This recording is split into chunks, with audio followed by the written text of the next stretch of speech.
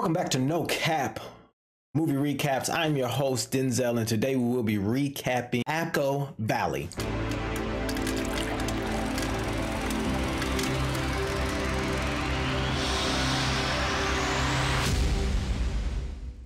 As you know, here on this channel, we break down the latest movies, shows, and with no nonsense. I let you know, just the facts, straight no chaser, sharp analysis, right? So today, we're going to dive into this psychological thriller, but before we get into that, make sure that you like, subscribe, and comment. I gave you about a weekend to, look it over, digest it, marinate in it.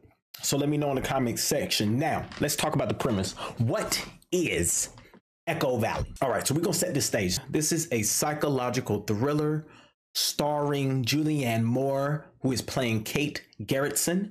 She's a horse trainer in rural Pennsylvania, and she has a troubled daughter, played by Sweeney as Claire. Kate's life is all about routine, right? She trains horses.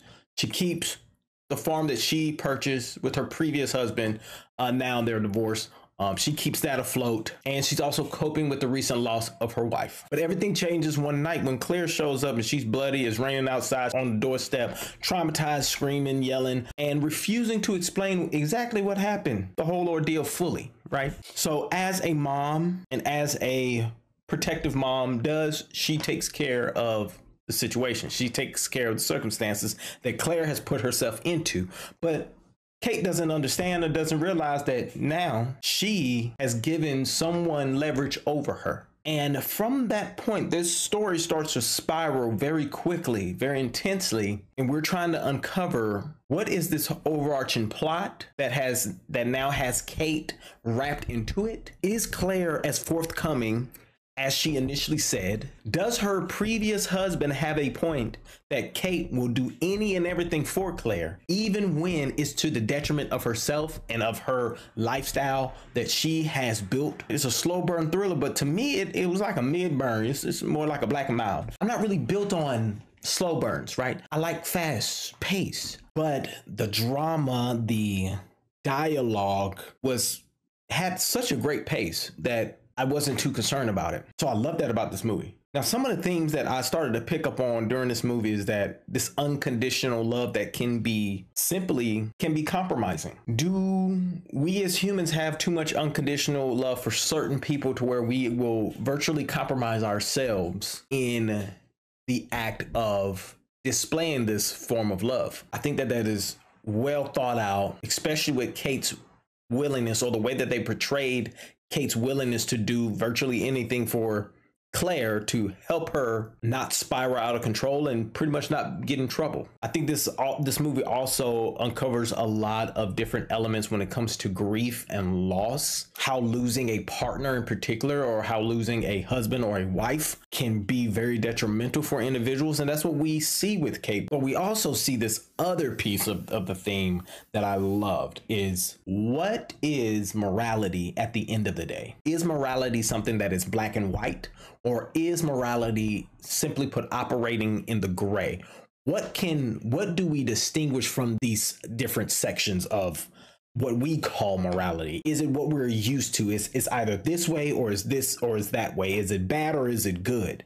And I think this movie in particularly displays morality in different shades and different colors of gray, right? I know I'm speaking very vaguely, but I think it's very important to say it in this way, because this movie is, I don't want to give you too much. I always say this in all my movies, right? I don't want to give you too much to where you don't want to go watch it. That's one of the main things. I want to give you like an appetizer of the movie, so then you can order the entree, right? So that means that you go and watch the movie at the end of the day.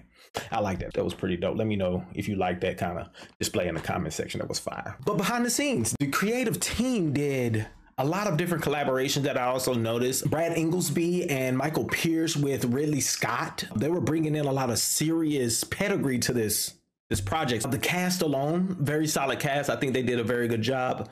They displayed the slow burn. Everyone fit where they were supposed to. The development was well polished. The authenticity of the movie, the genuineness of the emotions being displayed through everyone was done so miraculously well.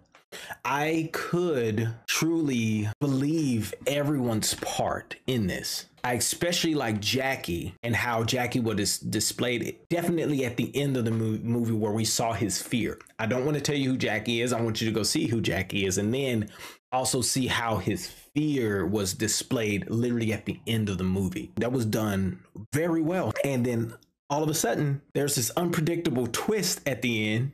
I didn't see it coming at all.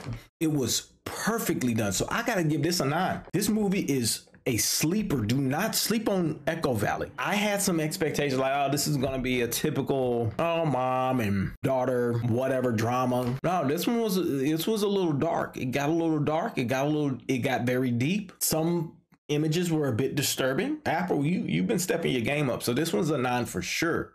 I have to give it a 9. And so with that, that is the end of my recap. Make sure that you go look at the other recaps that I got on this page, man.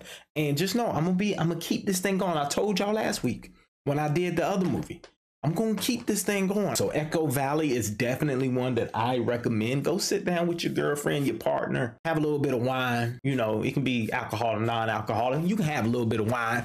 You know, make sure you take care of your liver, drink your water. But until next time, y'all be easy.